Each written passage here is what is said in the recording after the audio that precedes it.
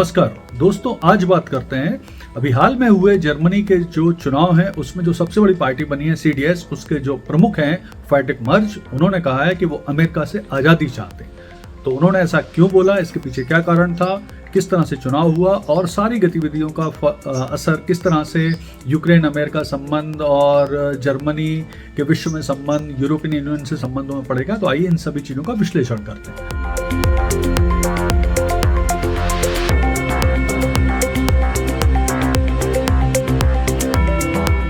सबसे पहले अभी हाल में ही जर्मनी में चुनाव हुए।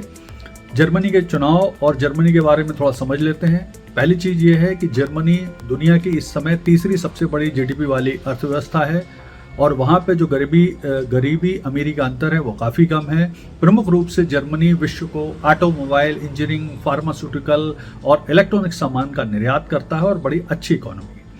इसके अलावा जो जर्मनी का जो चुनावी सिस्टम है उसे थोड़ा सा समझते हैं। तो जर्मनी में कुल मिला के 16 राज्यों के 299 इलेक्टोरल डिस्ट्रिक्ट्स में 630 सीट्स होती और इन 630 सीट्स में जो भी पार्टी 316 सीट जीती है उसे बहुमत मिलता है और वो सरकार बनाती है। तो फिलहाल के जो चुनाव हुए हैं उसमें किसी भी पार्टी ने हालांकि 316 सीटें नहीं जीती। लेकिन इससे पहले हम थोड़ा सा जर्मनी के जो यूनिक है चुनाव का सिस्टम उसे समझते हैं। जर्मनी में बैलेट पेपर से चुनाव होता है और इन चुनाव में जो मतदाता होते हैं उसे दो चॉइस दी जाती है। एक चॉइस होती है कैंडिडेट चुनने की, एक चॉइस होती है पार्टी चुनने की। जैसे भारत में होता है पार्टी ही अपना कैंडिडेट खड़ा करती है, जर्मनी में भी समान व्यवस्था है लेकिन काम ये अलग ढंग से करती है। वहां पे वो कैंडिडेट तो खड़ा करती है पार्टी, लेकिन ये चॉइस मतदाता के पास है कि वो उस पार्टी के कैंडिडेट को वोट देते हैं या उस पार्टी को वोट देते हैं।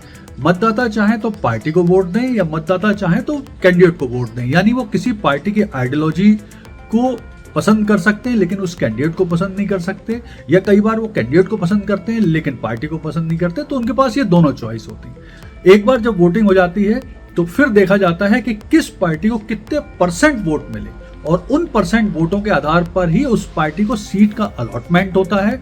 और एक बार जब किसी पार्टी को सीट का अलॉटमेंट होता है उसकी वोटिंग % के आधार पर, तो फिर वो पार्टी अपने जो सेलेक्ट कैंडिडेट चुन के आए हुए होते हैं उनको एडजस्ट करती है अपने % ऑफ सीट के आधार पर। तो ये थोड़ा सा अलग सिस्टम है।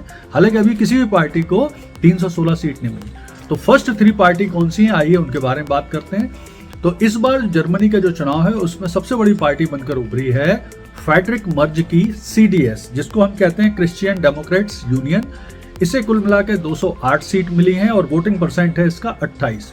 नंबर 2 पर रही है AfD यानी अल्टरनेटिव फॉर जर्मनी।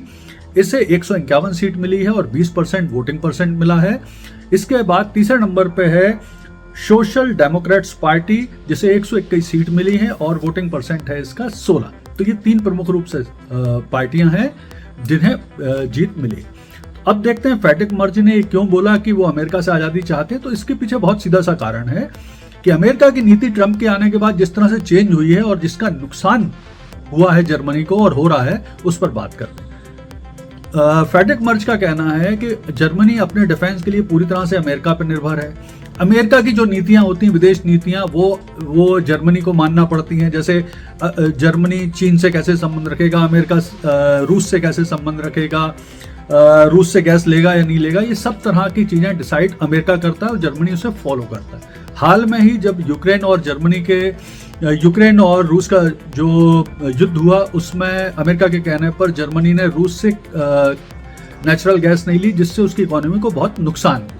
तो उन्होंने कहा कि अब हम अपनी नीतियां इंडिपेंडेंटली खुद बनाना चाहते हैं, खुद इसको संचालित करना चाहते हैं। तो देखिए अब इसका भविष्य में असर क्या हो सकता है, तो उसे देखते हैं। तो भविष्य में ये हो सकता है कि अमेरिका फ्रेडरिक जो मर्ज हैं उनके आने के बाद अमेरिका के संबंध जर्मनी के साथ थोड़े खराब हो सकते हैं। भविष्य में जर्मनी में थोड़ा सा जातिवाद या रेसिज्म बढ़ सकता है।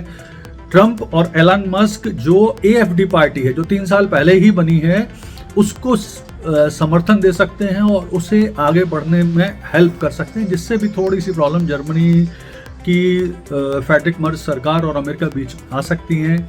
इसका सबसे बड़ा फायदा फ्रेडरिक मर्ज के चांसलर बनने का सबसे बड़ा फायदा भविष्य में मिल सकता है जेलेंस्की को।